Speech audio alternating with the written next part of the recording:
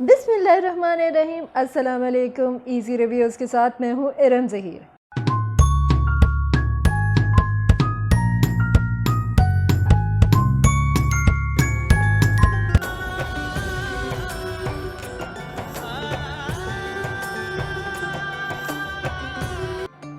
खुदा और मोहब्बत की इस बार की एपिसोड तो मैं चलीसवे को डेडिकेट करती हूँ।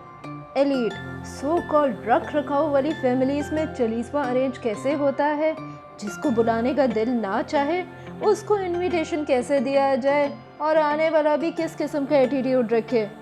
और भाई बस बन गई एपिसोड। हाँ, इतना ही था एपिसोड में। ओह, फ्यूचर बाबा का तो जिक्र करना भूल ही गई, जो आंखें देखकर बल्कि उससे भी पहले बता देते कि फ्यूचर में क्या होने वाला है और कब कौन किससे मुलाकात करेगा। अब माही बीबी से भी कुछ पूछ लिया जाए, भाई तुम पूरा घर छोड़ के अपने जेठ के कमरे में क्या लेने गई थी इद्दत में? जब सास के सामने आती हो तब तो सर पे दुपट्टा, और जब जेठ के सामने आती हो तो सर से दुपट्टा गायब। ये किस किस्म की इद्दत दिखा रहे हो भाई? ये वो वाहिद ड्रामा है जिसके अंदर मिस्टेक्स आपको खुद चल चल के आपके पास आती हैं और आपको बताती हैं देखो मैंने ये गलती की है। और प्लीज़ मुझे कोई ये बता दे कि चंदा जी ने ऐसा कौन सा गुनाह कर दिया था जिसकी माफ़ी रोमाना मांगे बगैर उसका गुजारा ही नहीं। और जब माफ़ी मिल भी गई है तो दीमक की तरह फादी के साथ चिपक ही गई है। भाई तुमने उसका तारुफ जान के अचार डालना है क्या? क्यों उसको तंग कर रही हो?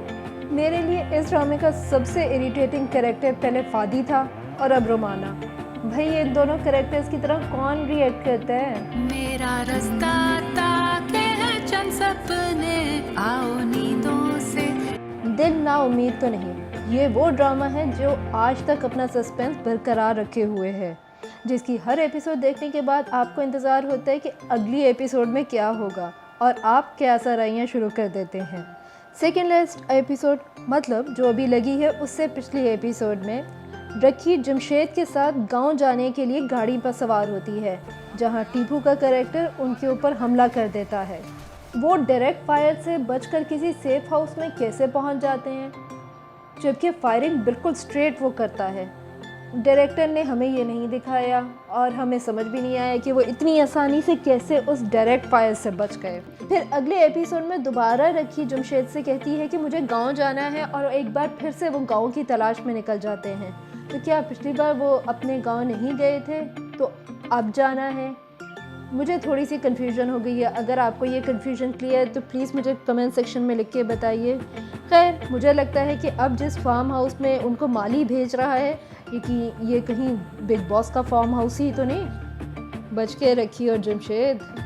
इसी तरह सवेरा बाजी का अपनी जूनियर लड़की की हिफाजत का वादा करके उसको भूल जाना मुझे तो समझ में नहीं आया। इन छोटी छोटी मिस्टेक्स के बावजूद भी ये ड्रामा मस्ट वॉच कैटेगरी में ज़रूर आता है, क्योंकि यहाँ सबकी एक्टिंग है बाकमाल और सस्पेंस है एकदम नंबर 1। रज्जो अपनी बेटी को एक कुएं से निकालने के चक्कर में किसी और दलदल में तो नहीं फंसा रही। ये देखना बहुत इंटरेस्टिंग होगा। अगर एक्टिंग की बात की जाए तो जूनियर से लेके सीनियर्स तक सबकी एक्टिंग इतनी अच्छी है कि आप कंफ्यूज हो जाओगे ये बताने के चक्कर में कि किसने ज़्यादा अच्छी एक्टिंग की है।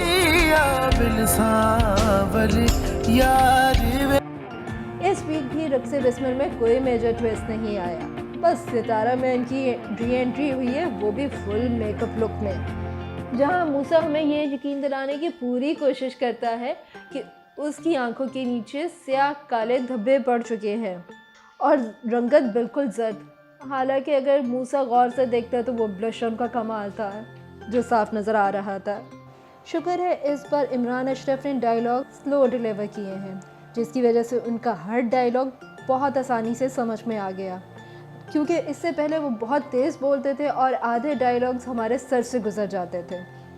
इसके साथ मलिक शहरयार के साथ भी मकाफात अमल होता हुआ दिखाया जा रहा है, जो कि एक बेहतरीन सीन था। लेकिन जो पीर साहब पहले ज़री को नमाज़ पढ़ते हुए खूब तारते थे, अब वो पीरनी जी की मौजूदगी में दरवाजे में खड़े होकर ज़ोहरा से बात कर रहे हैं। क्यों पीर साहब, इतना डर है पीरनी साहिबा का? और कोई मुझे ये बता दे ये खुफिया फ़ोन कॉल पूरा दरवाज़ा खोल के कौन करता है? अब चाहे वो ड्रामा रक्से बिस्मिल हो या फांस। खैर रक्से बिस्मिल को भी रबर बैंड की तरह स्ट्रेच किया जा रहा है। नीली जिंदा है वो सस्पेंस हॉरर थ्रिलर ड्रामा है जिसकी स्टोरी आगे बढ़ते हुए नज़र आती है, लेकिन ये जो एपिसोड थी ये थोड़ी स्लो रही। वैसे इन नेशनल अब्बा की हिम्मत को दाद देने का दिल करता है जिनकी ऐसी खुद सर रूड बीवी होती है। अब शरीफ इंसान ना उसे मार सकता है ना डांट सकता है, बस खून के आंसू पी के रह जाता है। I can feel your pain national अब्बा। भाई इस ड्रामे में शुरू से लेके अब तक हीरोइन के साथ बहुत ज़्यादती हुई है। पहले शौहर पास नहीं रहता था, जालिम सास थी, फिर बच्चा पैदा होते ही मर गया और अब फाइनली उसे कुछ रिलीफ का मौका मिला ही था। अब ये नीली मैडम का भूत आके उसको तंग करने लग गया है और इस नीली मैडम के भूत ने तो सारी रही सही कसर पूरी कर दी। बेचारी हमारे ड्रामों की हीरोइंस। इसके साथ पाकिस्तान का और कौन सा अच्छा ड्रामा चल रहा है मुझे कमेंट सेक्शन में लिख के ज़रूर बताइएगा। मेरे YouTube के चैनल को ज़्यादा से ज़्यादा लाइक कीजिए, सब्सक्राइब कीजिए और इसको बहुत सारा शेयर कीजिए। फेसबुक की वीडियोस को भी लाइक कीजिए और अपने फ्रेंड्स के साथ शेयर कीजिए। मैं मिलूँगी आपसे अगली वीडियो में, तब तक अपना बहुत ख्याल रखिएगा। अल्लाह हाफ़िज़।